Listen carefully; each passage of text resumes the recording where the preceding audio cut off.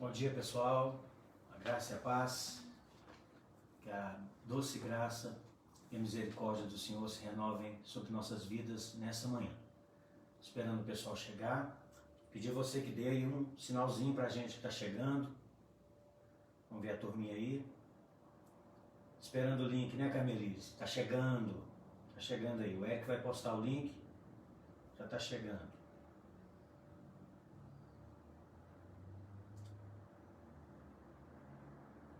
Vamos dando um sinalzinho, quem já está com o link na mão, já foi postado o link aí. É, isso aí, ó. Vamos ver, dá um sinalzinho pra gente aí, ó. Dá um joinha, uma curtida aí, dá um sinal que você já chegou. Turma chegando aí aos poucos.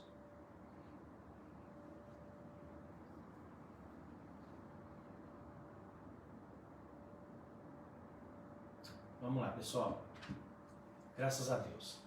Temos uma grande e grata tarefa diante de nós no início do nosso segundo módulo. Vamos tentar hoje fechar a primeira e a segunda aulas em nome do Senhor Jesus.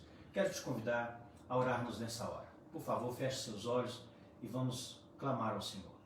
Amado Deus, em nome do Senhor Jesus, nos reunimos nessa manhã como igreja do Senhor para celebrarmos o Teu nome, para dizermos ao Senhor que o Senhor é a pessoa mais importante das nossas vidas, que o Senhor não saiu do lugar do controle, que tudo está em Tuas mãos, que o governo, o poder estão em Tuas mãos. Nós Te louvamos por isso, nós reconhecemos isso e nos quedamos diante dessa preciosa verdade de que o Senhor governa com forte mão e o Senhor tem o Teu trono estabelecido firmemente e eternamente. Confiamos nisso e damos graças ao Senhor.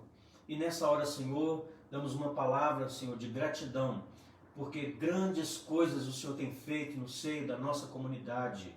Louvamos o nome do Senhor por nossas amadas irmãs, ó Deus, que receberam aí o cuidado do Senhor, mesmo, Senhor, no leito da morte, o Senhor restaurou e tem, ó Deus, dado vida. Nós louvamos o nome do Senhor por aquelas pessoas pelas quais temos intercedido. Nós glorificamos o Teu nome pela resposta positiva à nossa oração. Bendito seja o Teu nome que está, ó Deus, com os Teus ouvidos abertos ao clamor da Tua igreja. Te louvamos.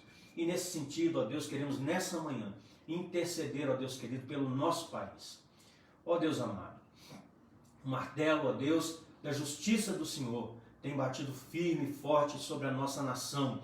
E nós somos gratos ao Senhor por isso, mesmo em meio à dor, mesmo em meio, ó Deus, a não entendermos perfeitamente o que está acontecendo, nós somos gratos ao Senhor, porque sabemos, ó Senhor, que a Tua justiça, ó Deus, prevalece. Ó Deus, e sabemos também que o Senhor não permanece irado para sempre, pelo contrário, o Senhor ouve a oração do Teu povo, se inclina, ó Deus, para com graça e misericórdia contemplar o Teu povo. E é nesse sentido, Senhor, que nós oramos nessa manhã. Que o Senhor faça cessar essa praga. Que o Senhor possa, ó Deus, em nome do Senhor Jesus, dar o tempo de refrigério. Ouve, Senhor, o clamor do Teu povo. Ó Deus amado, ouve, Senhor, a oração do Teu povo. Nós clamamos, Pai querido, para que o Senhor continue com Tuas mãos de misericórdia estendidas sobre a vida da Tua igreja, sobre a vida do Teu povo na face do Brasil. Nós oramos, ó Deus querido, para que o Senhor visite, ó Pai querido, com misericórdia, o homem justo dessa nação, a mulher justa dessa nação. Visita com bondade, ó Deus, e que o Teu querer possa prevalecer sobre o homem iníquo, sobre o homem perverso. Faz, ó Deus, cair o homem iníquo, o homem perverso, aquele, ó Deus, que tem maquinado mal sobre a nossa nação. Tem misericórdia, ó Deus querido, do Teu povo e responde, ó Deus, com Teu braço firme, com Teu braço forte. Ó Deus, visita com justiça e com juízo o homem mau, o homem perverso, o homem corrupto, o homem iníquo na nossa nação. E, ó Deus, contempla Teus servos que servem ao Senhor, que clamam ao Senhor de dia e de noite. Ó Deus, eleva Teu povo. Ó Deus, dá dignidade ao Teu povo. Senhor, responde, Pai querido, a oração do Teu povo. Nós oramos confiados, sabendo, ó Deus querido, que o Senhor não permanece irado para sempre, mas que as Tuas misericórdias se renovam a cada manhã. Nós te oramos, glorificamos o Teu nome, honramos ao Senhor nessa manhã e cremos, Senhor, que um novo tempo, um novo dia vai raiar sobre a face da nossa nação. Obrigado pela tua intervenção e pelos teus cuidados. Oramos em nome de Jesus, nosso amado Salvador. Amém. E graças a Deus. Amém. Que Deus te abençoe. Que Deus encha seu coração de graça nessa manhã. Que o Senhor fale através do seu Espírito ao seu coração nessa manhã. Eu vou, nesse momento, convidar a você para nós voltarmos à primeira sessão paralela. Né? Vamos voltar aos 7 candeeiros. Fizemos esse percurso, né, ao longo das 7 sessões paralelas e progressivas, e agora nós voltamos à primeira sessão que trata dos 7 candeeiros. Pergunta: o que significa os 7 candeeiros? Qual a sua resposta? Escreva aí, coloca para mim aí, por favor, no comentário. Qual a sua resposta? O que significa os 7 candeeiros? E para isso, para visitarmos, né, os 7 candeeiros, que são as 7 igrejas, nós vamos fazer uma espécie de retrospectiva histórica e vamos colocar lado a lado o Império Romano e o Novo Testamento. E você vai fazendo aí, né? Vou pedir para o Eric passando para a gente, pode passar. Voltamos à primeira sessão, né? Vamos fazer uma retrospectiva histórica. Pode passar. Isso. Vamos colocar ali lado a lado o Império Romano, né? Os eventos dos dias de Cristo, até sua morte e depois até a destruição de Jerusalém. Então vamos colocar esse paralelo aí. Em primeiro lugar, quando Jesus nasce e até por volta do ano 14, até a adolescência de Jesus, quem governa o império é César Augusto. Depois Tibério César, filho adotivo de César Augusto, governa quando Jesus morre por volta do ano 33 em Jerusalém. Após a morte de Tibério César, assume então Calígula. E você já deve ter ouvido falar desse moço que foi um ícone de devassidão e promiscuidade, como a maioria dos imperadores romanos. Depois de Calígula, então entra em cena alguém que está registrado em Atos, no capítulo 18, no verso 2, o imperador Cláudio. E o imperador Cláudio foi responsável pelo início da dispersão dos judeus, a expulsão dos judeus de Roma. Né? Então, em Atos 18, 2, você tem o encontro de Paulo com o casal Priscila e Áquila. Lá encontrou certo judeu chamado Áquila, natural do Ponto, recentemente chegado da Itália com Priscila, sua mulher, em vista de ter Cláudio, aí o imperador Cláudio, decretado que todos os judeus se retirassem de Roma. Paulo aproximou-se deles. Bom, como contexto histórico, né, como pano de fundo, além da expulsão dos judeus de Roma, nós temos uma grande fome no mundo de então. Os judeus estão sendo expulsos de Roma, mas havia ainda, a respeito dos cristãos, uma certa liberdade, porque os cristãos eram considerados uma seita moderada dentro do judaísmo. Então ainda há uma certa tolerância com os cristãos, um povo bonzinho, né, um povo aí que obediente e tudo mais. Então o Império Romano ainda não mexe com os cristãos. Porém, após Cláudio, assume Nero no ano 54 e vai até o ano 68, quando Nero comete suicídio e é deposto, né, por ser deposto pelo Senado, ele então comete suicídio. Com Nero, no ano 64, exatamente no dia 17 de julho de 64, inicia-se um incêndio, um grande incêndio de Roma e a consequente perseguição do Império Romano aos cristãos. Por quê? Você sabe. Nero, da varanda do seu palácio de verão, contemplando Roma, né, ser incendiada, tocando a sua lira, compõe canções, odes, né, ao seu triunfo ao incendiar Roma, e ele coloca a culpa do incêndio nos cristãos. Começa então uma perseguição e um grande massacre contra a igreja. Os crentes foram crucificados e os historiadores vão dizer que quando não havia mais madeira para queimar, eles colocaram então os crentes amarrados em postes cobertos de piche para serem queimados vivos e iluminarem a cidade. Então, em 64 acontece essa grande tragédia. Roma, que era a maior cidade do mundo, uma capital com cerca de 1 milhão de habitantes naquela época. A cidade mais rica, mais poderosa e mais influente. O incêndio durou 7 noites e 6 dias, até o dia 24 de julho do ano de 64, e devastou 70% da cidade. No ano 66, então, ocorre a revolta dos judeus, ou a guerra dos judeus. Entenda, já havia uma tensão secular.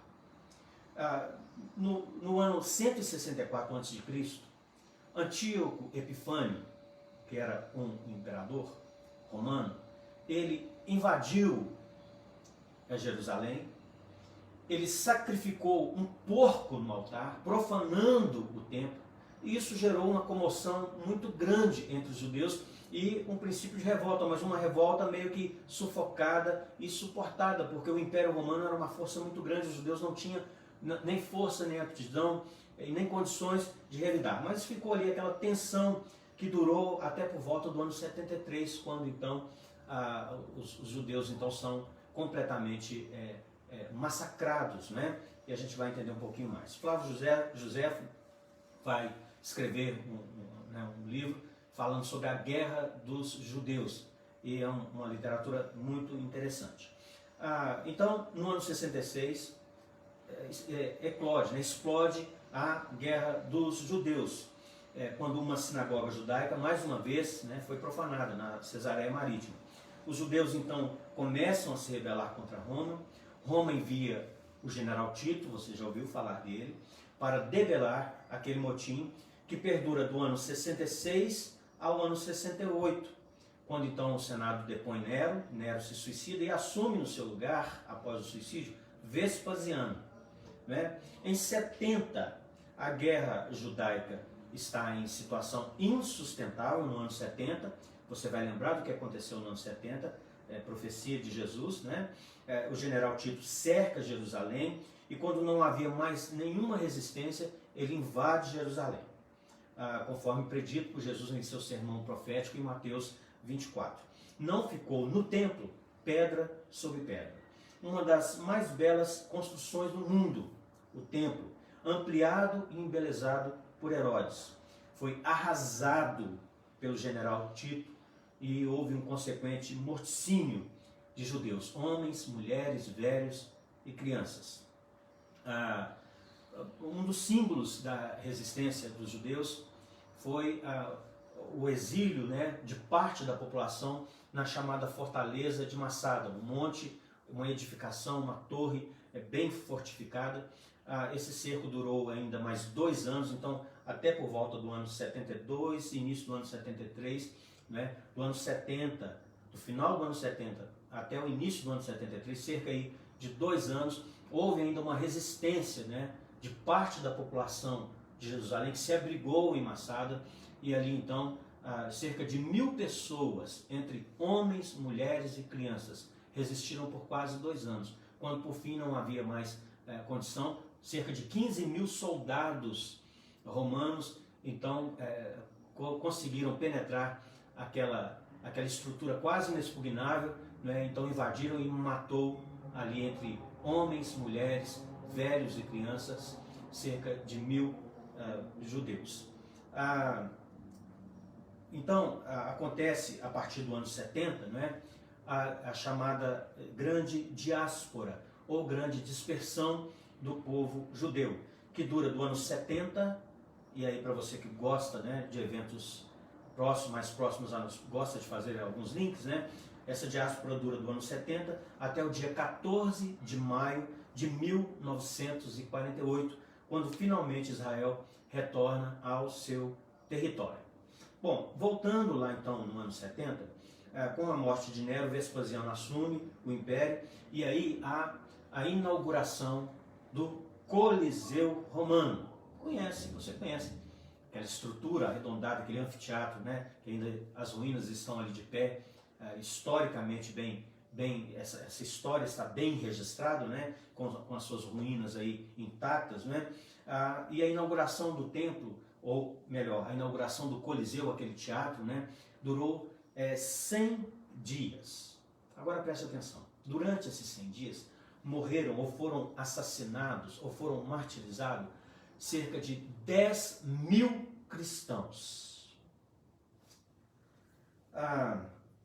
Na sequência, vem então o governador Tito Flávio, né? E depois então, por volta do ano 81, assume Domiciano, e esse Domiciano é chamado o segundo Nero, ou o Nero redivivo, porque ele era tão cruel quanto o primeiro Nero, né? E perseguidor da igreja.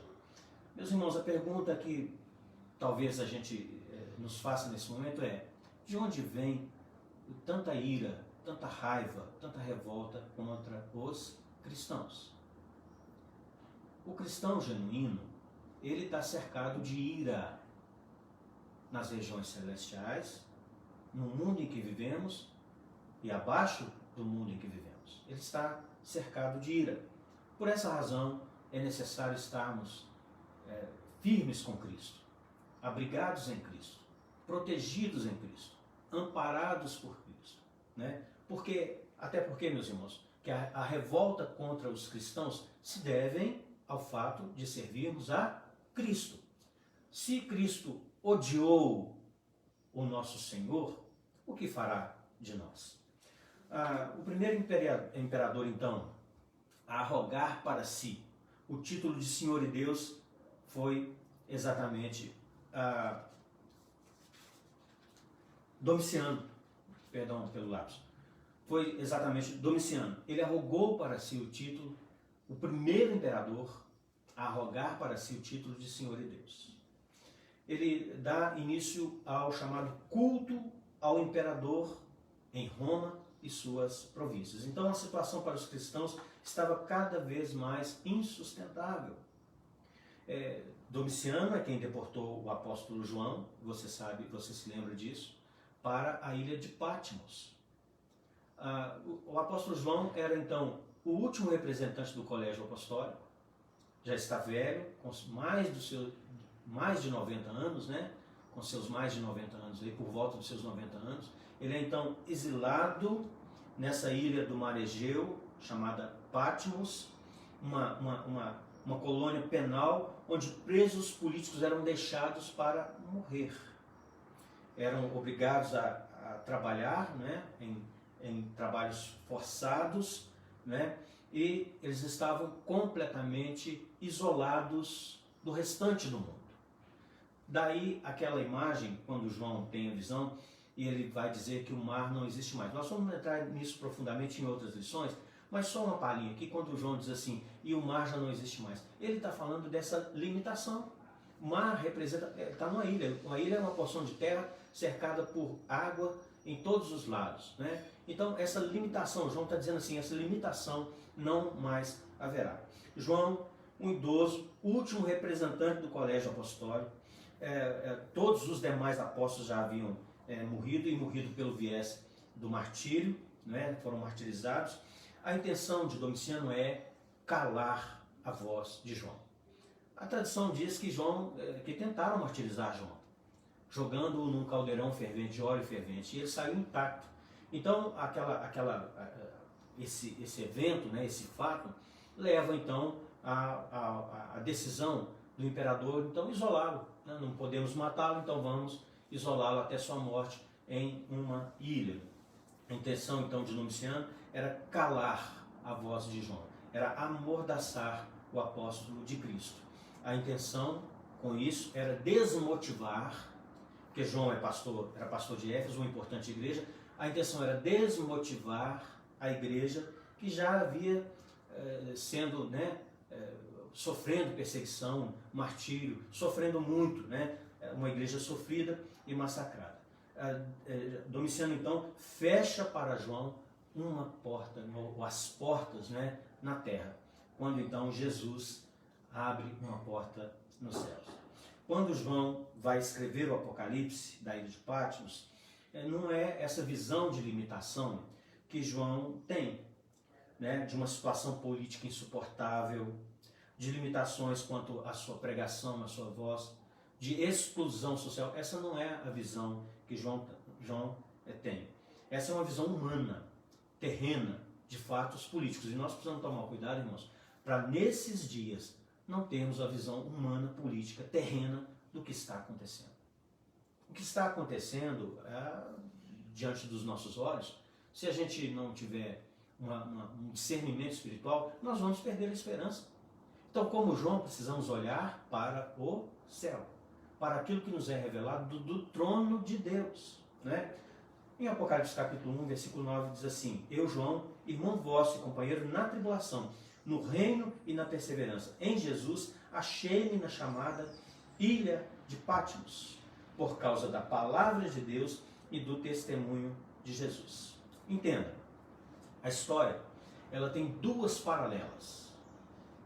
Você precisa decidir em qual paralela você vai colocar o seu sentido. A primeira paralela é o homem achando que está no controle. São os tronos, né? São os magistrados humanos tomando decisões. É o homem achando que as rédeas da história estão em suas mãos.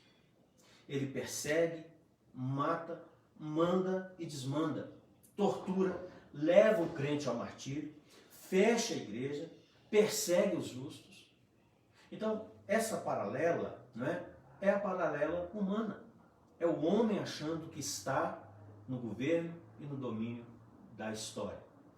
A outra paralela é a ação de Deus, a soberania de Deus e o plano de Deus que não pode ser frustrado. João não está olhando para a paralela humana. João está olhando para a soberania divina. Ele entende que está na ilha de Patmos não por força e vontade de um imperador, não por força e vontade de um magistrado, mas João tem uma outra compreensão. Ele enxerga a situação através dos olhos de Deus. Ele entende que está ali por causa da palavra de Deus e do testemunho de Jesus Cristo. Aqui há, meus irmãos, um conceito teológico extremamente importante. Em tempos de crise, em tempos de colapso financeiro, em tempos de pandemia, perseguição e martírio, quando os homens tomam decisões acertadas ou não. A gente vê aí os políticos tentando acertar, tentando, né, sair dessa situação em que estamos. A história não está nas mãos dos poderosos desse século. A história está nas mãos de Jesus. E Ele está no trono. Ele tem o livro da história em suas mãos. Ele tem o domínio e o controle. Ele está regendo e conduzindo a história a uma consumação final. Esse princípio, esse conceito teológico tem que ficar firme em nossos corações. Bom, quando João está na ilha de Patmos, é um domingo, o dia do Senhor. Olhe comigo Apocalipse 1, versículos 10 e 11.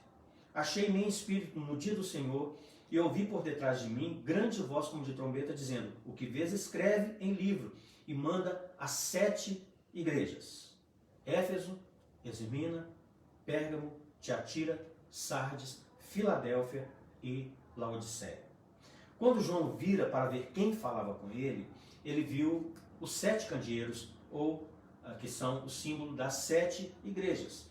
E no meio dos candeeiros, um semelhante ao Filho de Homem. Irmãos, talvez aqui nós tenhamos uma preciosa lição.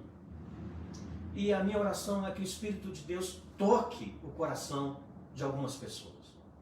Nós temos uma lição aos desigrejados, ou aqueles que são críticos da igreja, ou aqueles que menosprezam o valor da igreja. Ouça com atenção o que o Espírito diz à igreja. João vê Jesus no meio da igreja. Quando ele se volta para ver, ele vê Jesus entre os candeeiros. E ele andando entre os candeeiros. Meus irmãos, o mundo também só pode ver a Jesus no meio da igreja. E através da igreja. A igreja é o corpo de Cristo.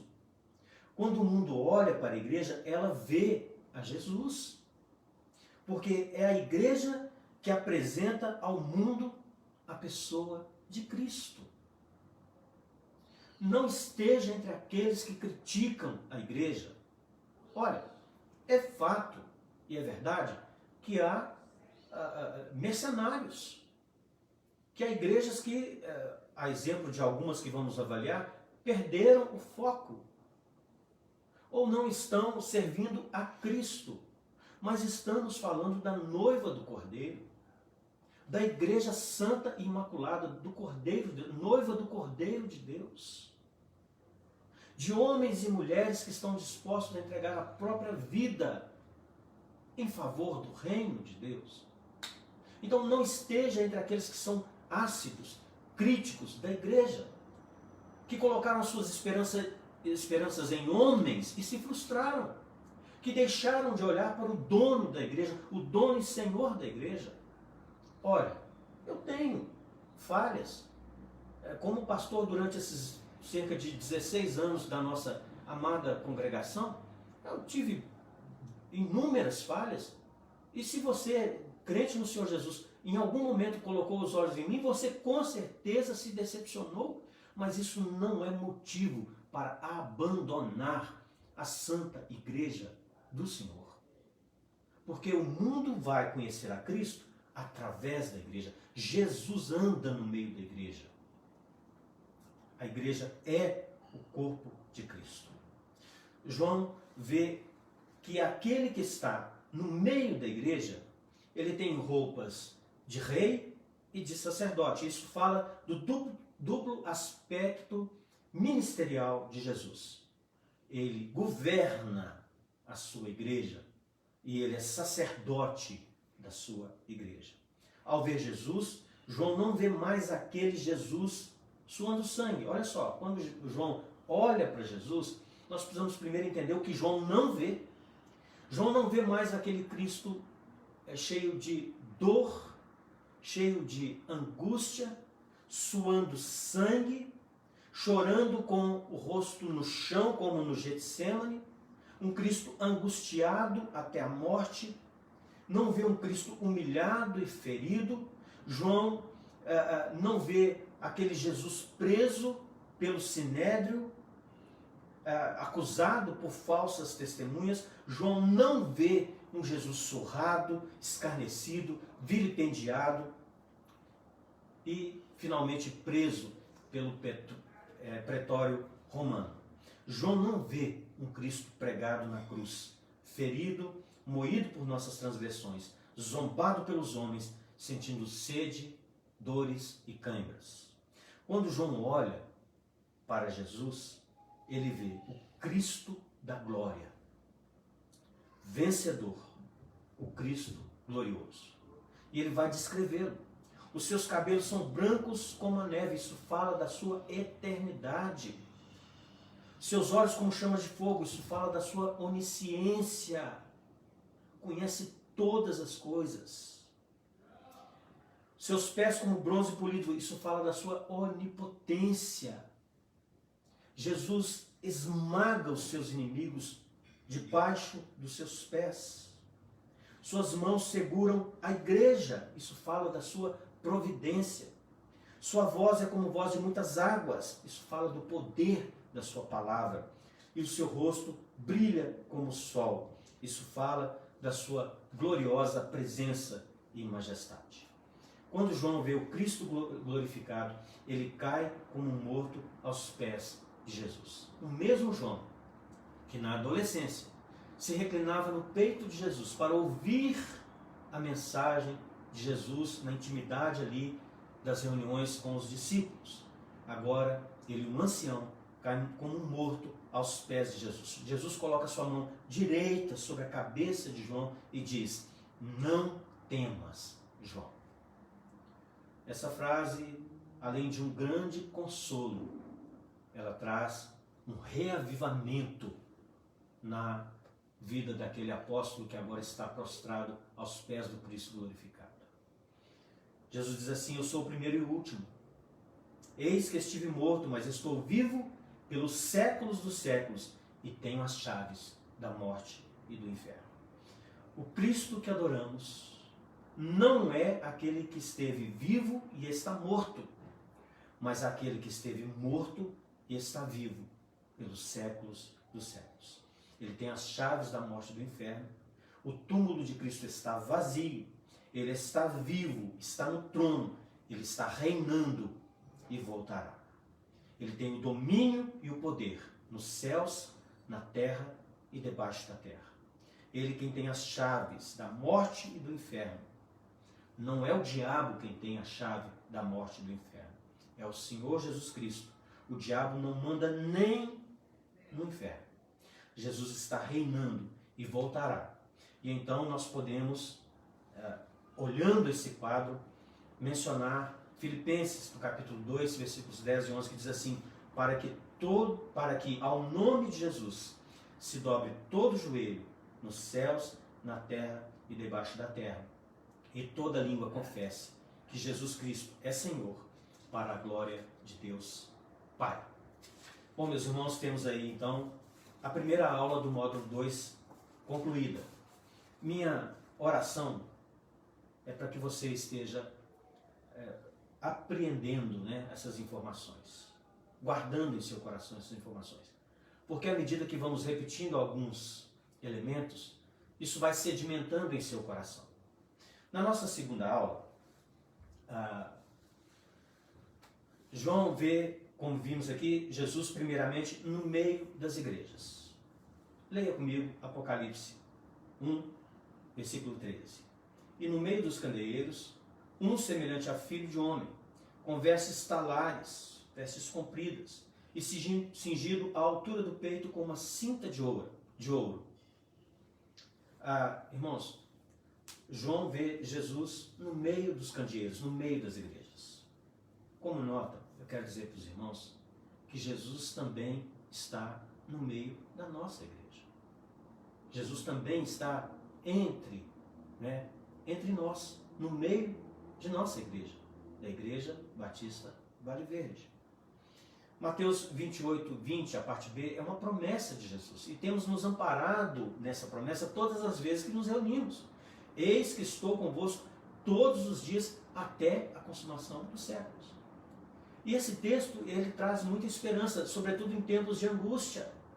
Quando às vezes chegamos tristes no culto, desmotivados no culto, seja por uma razão qualquer, por uma tristeza, ou por uma pressão, ou por uma tribulação, nós nos lembramos que estamos ali não fazendo um mero papel teatral, mas estamos ali celebrando aquele que está presente, que está conosco todos os dias, nos dias bons e nos dias maus, nos dias de alegria e nos dias de tristeza, nos dias de celebração da vida e nos dias do pranto, do luto e da dor. Ele está conosco em todos os dias, até a consumação dos séculos.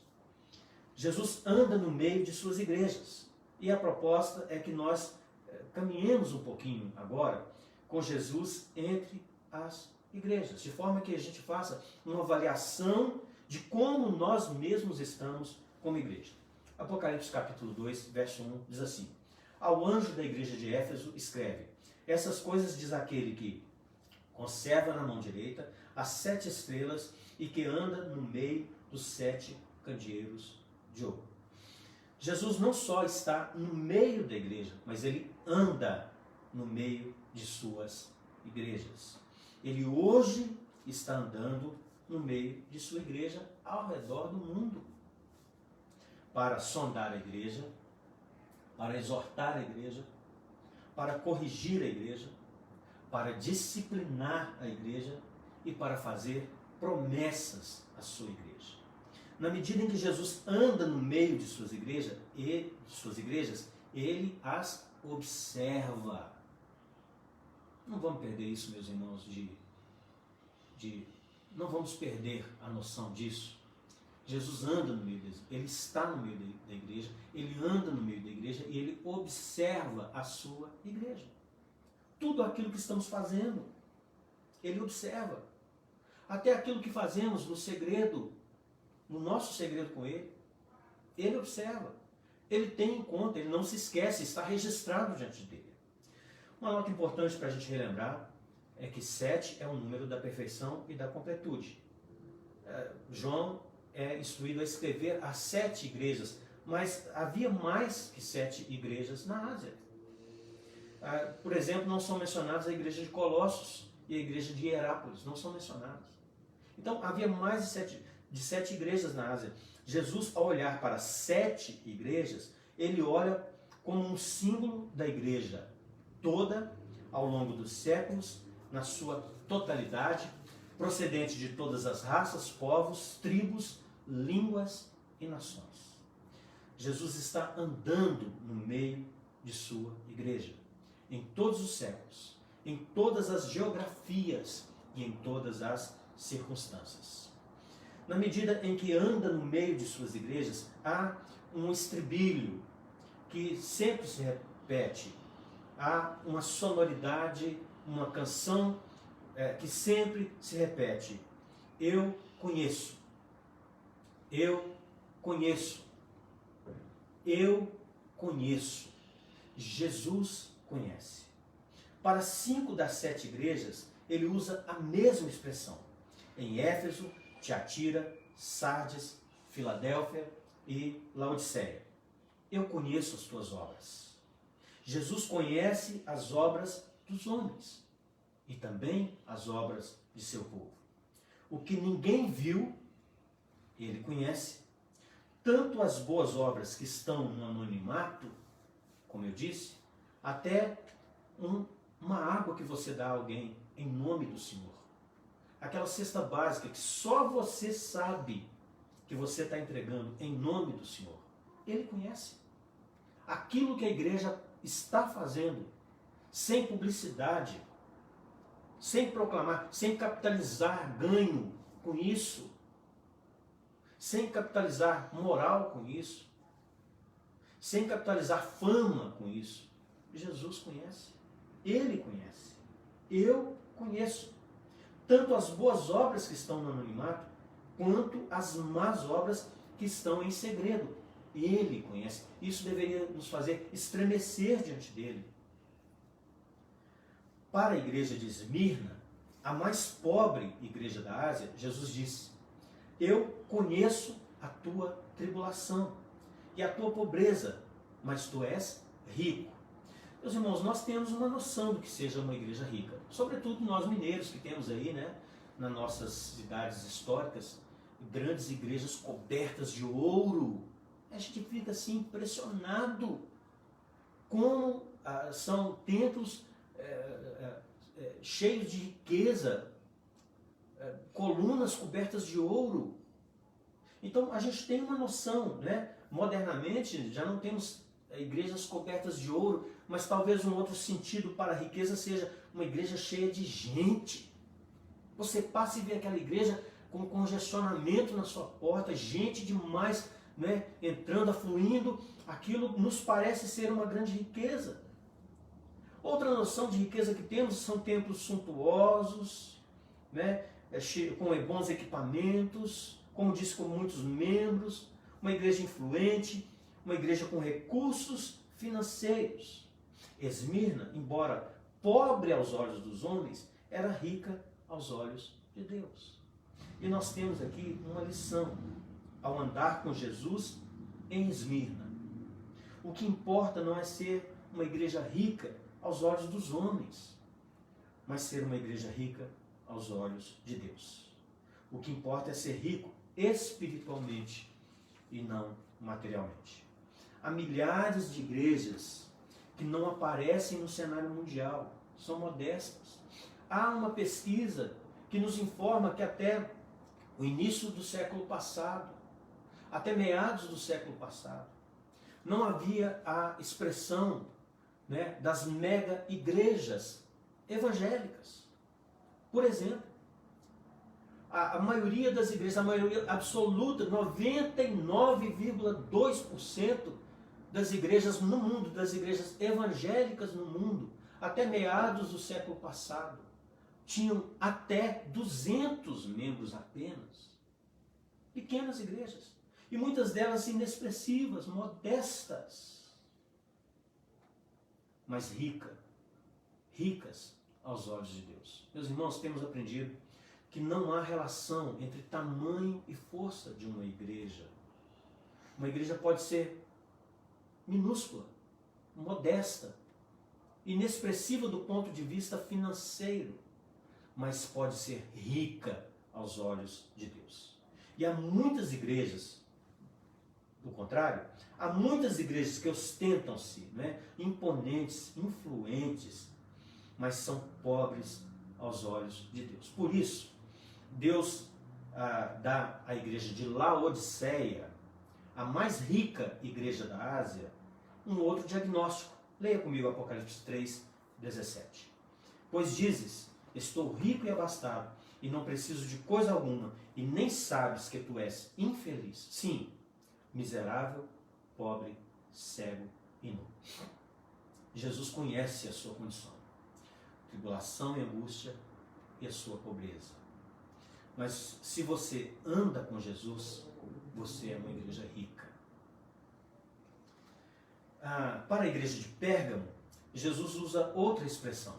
Conheço o lugar onde tu habitas, onde está o trono de Satanás. Expositiva do mestre Enéas, presbítero Enéas, nos falou sobre Pérgamo. Eu conheço o lugar onde tu habitas, onde está o trono de Satanás. O que Jesus quis dizer com isso? Em primeiro lugar, Pérgamo era a segunda cidade mais importante da Ásia. A segunda maior cidade da Ásia Menor.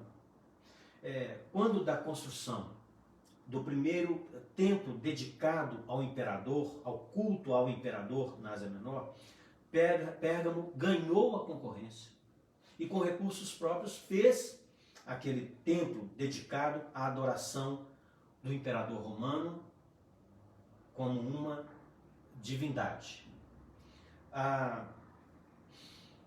O que Jesus está dizendo? Muda para mim o slide, por favor.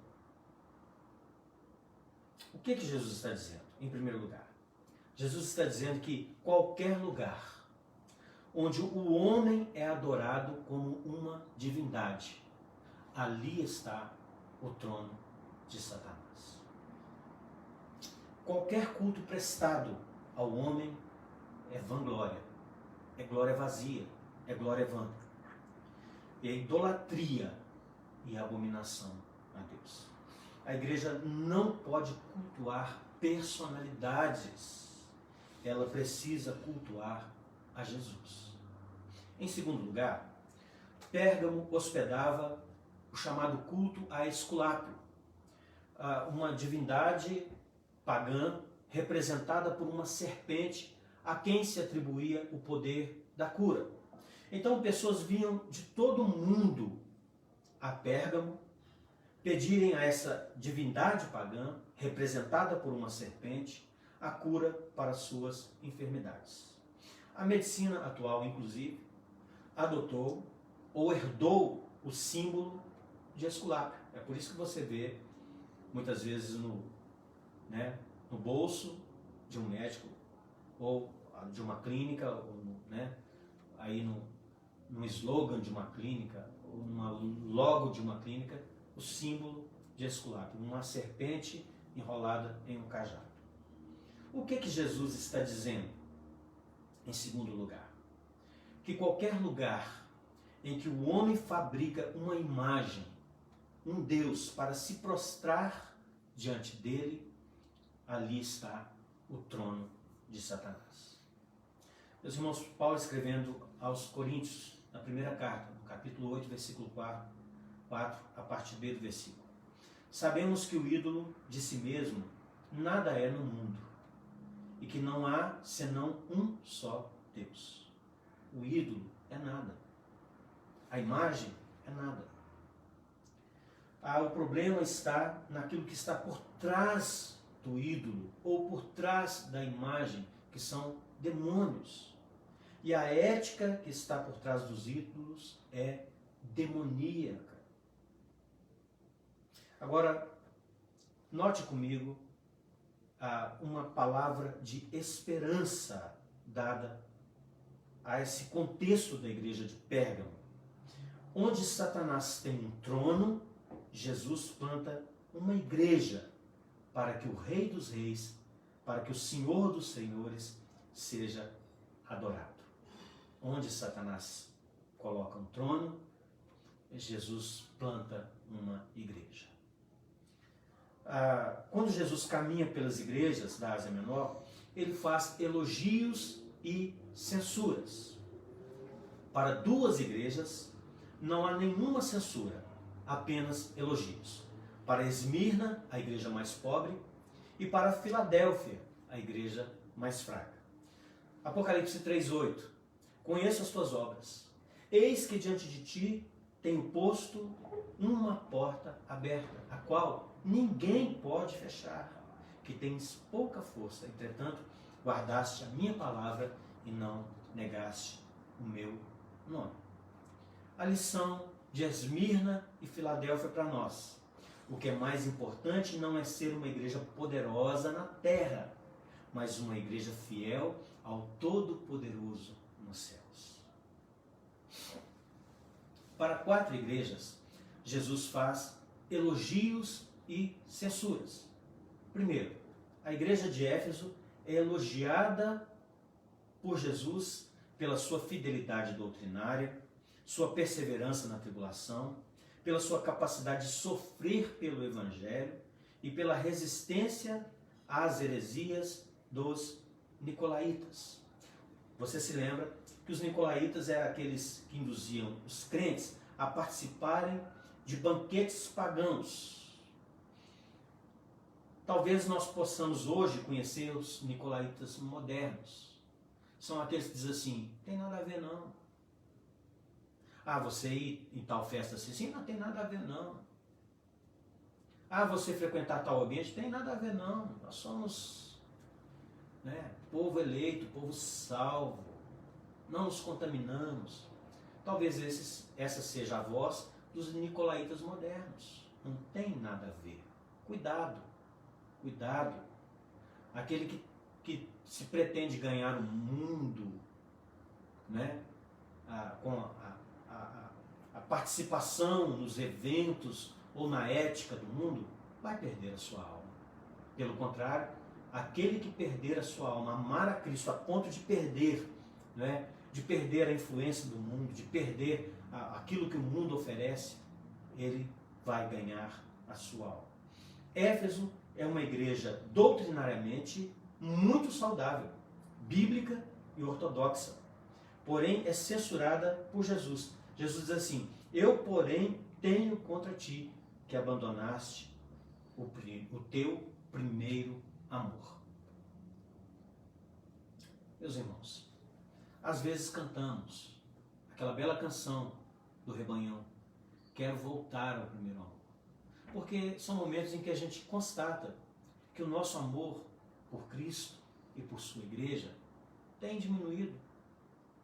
Porque às vezes constatamos, e às vezes nós só constatamos isso quando a tribulação bate à nossa porta, quando a tristeza nos assalta, quando o luto chega às nossas tendas. Às vezes só constatamos que não estamos dedicando o amor que Cristo merece, o amor que a noiva de Cristo merece, quando a angústia chega à nossa tenda. Então, meus irmãos, é tempo mais do que nunca de voltarmos os nossos olhos para o nosso interior e sondar o nosso coração e nos perguntar, eu tenho amado a Cristo e a sua igreja? Aquela igreja era uma igreja bíblica, doutrinariamente saudável, ortodoxa.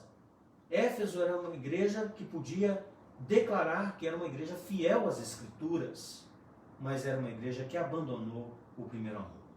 Às vezes, irmãos, na defesa da verdade, a igreja pode perder a piedade, perder o amor. Devemos manter intacta a sã doutrina e não perder o fervor espiritual. Mantermos firmes, teologicamente falando, biblicamente falando, mas se engessarmos a nossa liturgia, o nosso culto, é como se perdêssemos o brilho nos olhos e o fogo no coração. Jonathan Edwards, um dos grandes avivalistas do século XVIII, afirmou, e olhe que ele era um erudito, tenho em minhas mãos um livro que estou lendo atualmente, um clássico, né? Um clássico do Jonathan Edwards, Pecadores nas Mãos de um Deus Irado. Quando você começa a ler, é uma coletânea de pregações, quando você começa a ler, você vai perceber rapidamente que se trata de um erudito, uma linguagem muitas vezes até muito densa, muito filosófica, muito carregada de aspectos, né, intelectuais. É um erudito quem disse a frase que vou dizer agora. Você precisa ter luz na cabeça e fogo no coração. Luz na cabeça. Uma compreensão teológica, sistemática, aprofundada das Escrituras. Mas você precisa ter fogo no seu coração. Não deixe que o amor por Cristo e sua igreja fique embaraçado, né, nos aspectos apenas filosóficos, né, intelectuais do seu conhecimento da palavra de Deus. Só ter luz na cabeça e não ter fogo no coração nos leva a um racionalismo estéril.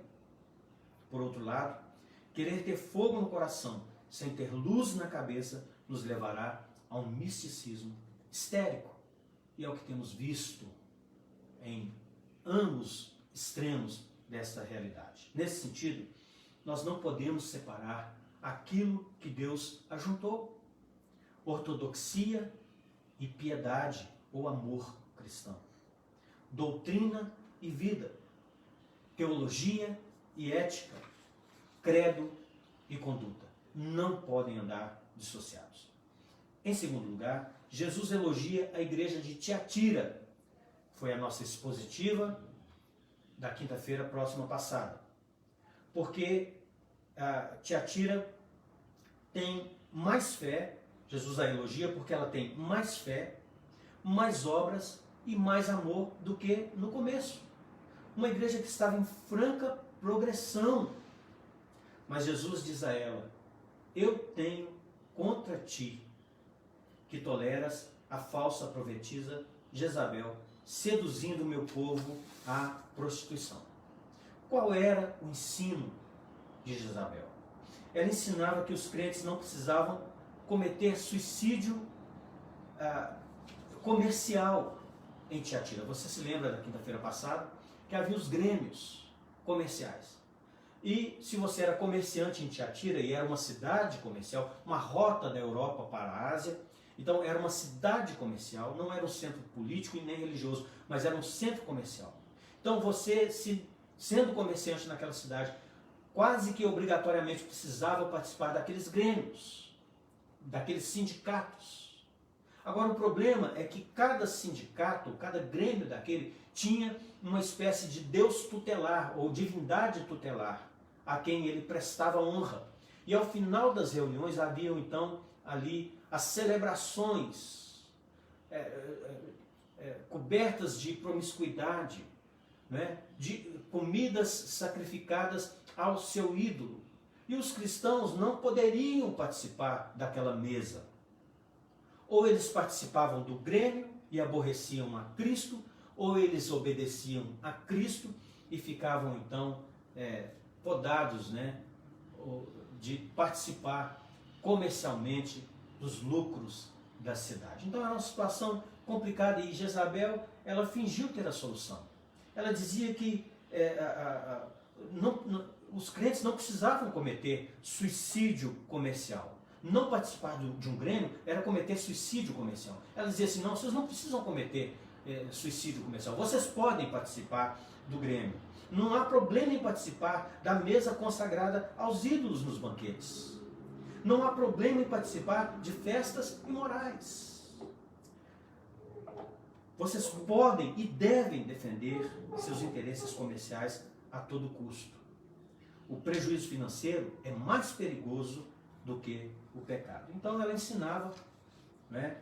Ela ensinava que não havia problema em participar da mesa dos ídolos, Porque o que importa, na verdade, não é o corpo. O que importa, na verdade, é apenas a espiritualidade. E essa não seria afetada pelo pecado, quando nós vimos na semana passada, na quinta-feira próxima passada, que não é o que a Bíblia diz, né? Éfeso e Tiatira estão em lados opostos. A igreja de Éfeso tinha doutrina, mas não tinha amor. A igreja de Tiatira tem amor, mas não tem doutrina. A igreja pode ser a mais viva, dinâmica e operosa, a mais acolhedora e amorosa da cidade, mas se não tem a sã doutrina, ela não agrada ao Senhor Jesus. Hoje, muitas igrejas no afã, no desejo de conquistar um crescimento numérico ou sucesso econômico, negociam ou transigem com a verdade. Tornam a mensagem mais palatável, mais agradável aos ouvidos. Digo eu, permitem que muitas vezes artistas, sem compromisso com a santidade, com o Evangelho, com a palavra de Deus, ela permite que artistas assumam os seus púlpitos para que, como personalidades, atraiam pessoas e encham a sua assistência. Ela usa truques e métodos para atrair multidões e muitas vezes pregam um evangelho de conveniência, oferecendo produtos religiosos falsificados. Curas, milagres, prosperidade para que as pessoas sejam atraídas. Mudam a mensagem, pregam o que o povo quer ouvir e não aquilo que as pessoas precisam ouvir. O reverendo Hernandes, nesse sentido, diz que se a igreja sonega ao povo o trigo da verdade e dá ao povo a palha das heresias, ainda que tenha sucesso, seja uma igreja cheia de gente, ainda que haja muito amor e obras, essa igreja não agrada ao Senhor Jesus. Em terceiro lugar, Jesus elogia a igreja de Pérgamo. Essa igreja tem gente fiel a ponto de morrer pela sua fé. Como Antipas, né? Quando Enéas pregou, citou para nós Antipas, e o caso está relatado no livro dos Mártires, detalhadamente relatado aqui. Antipas era líder da igreja e ele foi martirizado, queimado dentro de um boi de bronze incandescente. Havia aquela estátua oca de um touro, então se colocava como forma de martírio uma pessoa ali dentro, colocava-se fogo por baixo, à medida que gradualmente o fogo ia aumentando, né, a pessoa ia então sendo ali martirizada, cozida. Então, dentro da igreja de Pérgamo, havia gente fiel a ponto de morrer pelo Evangelho, como foi o caso de Antipas. Porém, nessa mesma igreja, tem gente flertando com as doutrinas de Balaão. Tem gente vivendo uma vida mundana numa mesma congregação, em uma mesma igreja, que se reúne para ouvir o mesmo pregador, o mesmo pastor, ao redor da mesma mesa do Senhor, numa mesma comunidade. A gente crente, fiel, cheia do Espírito Santo, e há pessoas capengando na fé e em pecado. Obedecendo, mesmo que instintivamente, a doutrina de Balaão, colocando tropeços diante do povo de Deus, levando o povo de Deus a se prostituir, a se adulterar com ídolos pagãos, seja pela influência do que fala, da sua língua, seja por influência de seus atos, ou até seja pela influência de suas omissões. Gente ligada a Balaão. Mas Jesus conhece os fiéis e conhece os infiéis. Jesus tem um diagnóstico em suas mãos. Em quarto lugar, Jesus se dirige à igreja de Sardes. uma igreja que tem um nome virtuoso ou vultuoso na cidade. Tem nome de que vives. Porém, é uma igreja relevante e dinâmica, que quem passava por essa cidade ficava impressionado ao ver sua empolgação, sua organização, as celebrações festivas regadas de fortes emoções. Mas Jesus não se deixa impressionar pelos nossos trejeitos religiosos. Jesus não se impressiona com os aspectos exteriores da nossa religiosidade. Jesus olha para essa igreja e faz um outro diagnóstico. Apocalipse 3:1. Ao anjo da igreja em Sardes escreve: essas coisas diz aquele que tem os 7 Espíritos de Deus e as 7 estrelas. Conheço as tuas obras, que tens nome de que vives e estás morto. Meus irmãos, há poucos em Sardes que não contaminaram as suas vestiduras. E podemos notar, meus irmãos, que o diagnóstico de Jesus muitas vezes é diferente do nosso. Para aquela igreja que diz que é pobre, Jesus olha e diz assim: é rica. Para aquela igreja que diz que é rica, Jesus olha e diz assim: é pobre. Para a igreja que diz que está viva, Jesus diz assim: está morta. Para a igreja que diz que é fraca, ele diz que colocou uma porta aberta diante dela. Meus irmãos, o que importa, na verdade, encerrando a nossa segunda aula do segundo módulo nessa manhã, o que importa, na verdade, não no sentido de bom testemunho, preste atenção, não no sentido de bom testemunho, mas o que importa, na verdade, no sentido de constatação, não é o que as pessoas dizem a nosso respeito. Não é também aquilo que nós pensamos a nosso respeito. O que importa é o que Jesus diz a nosso respeito. Jesus não tem uma opinião sobre a sua igreja. Jesus tem um diagnóstico a respeito da sua igreja. E Jesus diz para nós: eu conheço as tuas obras, eu conheço a tua tribulação, eu conheço a tua pobreza, eu conheço o lugar em que você está plantado. Meus irmãos, nós mencionamos aqui duas igrejas a quem Jesus não manifesta só elogios, nenhuma crítica, e 4 igrejas a quem Jesus manifesta elogios e críticas. Mas faltou uma igreja, que nós vamos tratar na semana que vem, a quem Jesus não tem nenhum elogio, apenas críticas. Sabe qual é? Está lembrado? Escreva aí para mim, coloca aí no comentário aí, qual igreja é essa? E semana que vem, possivelmente, permitindo Deus, nós avaliaremos então essa 7ª igreja. Que o Senhor te abençoe, que o Senhor te guarde, que o Senhor faça que o rosto dele brilhe sobre a sua vida, sobre o seu lar, sobre a sua família nessa manhã. Vamos orar. Querido Deus, obrigado por essa manhã, por tão precioso material, por tão preciosa reflexão que tivemos nessa manhã. Que Teu Espírito Santo nos ajude, nos conduza no entendimento.